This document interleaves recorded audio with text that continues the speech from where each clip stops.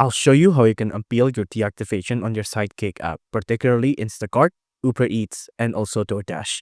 Let's start with Instacart. You will need to find a customer appeal form like this. You can find it by going to Instacart and then appeal.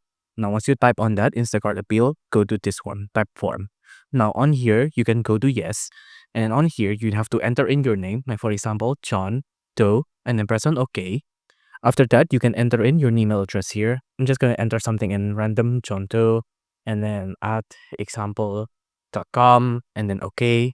After that, you'll have to enter in your phone number again. I'm just going to enter in something random. After that, you can please tell us why you consider the decision to activate your customer account. I'm just going to go something random like please. And then what new information? I'm just going to say screenshot, for example. And then I'm going to give a screenshot here if you have. But if you don't have any, just tap on submit. And then now you have completed a type form. Now you have submitted the case into Instacart.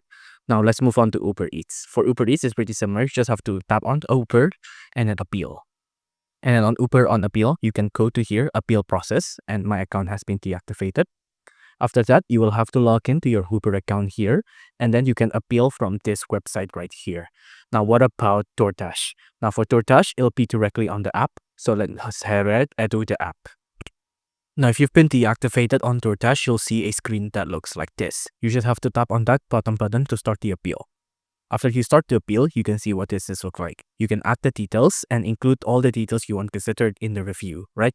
So you want to explain, oh, I think I got deactivated by mistake, or I think my deactivation was unjust. And then after you have typed all of those out, you can tap the red button to submit the appeal. Once you have submitted the appeal, you'll see a screen that looks like this. So it's a deactivation appeal. You'll see right now the appeal status is received, and then it'll be updated regularly. For example, from received to on the review, and then hopefully it'll be accepted. So your account will be reactivated yet again.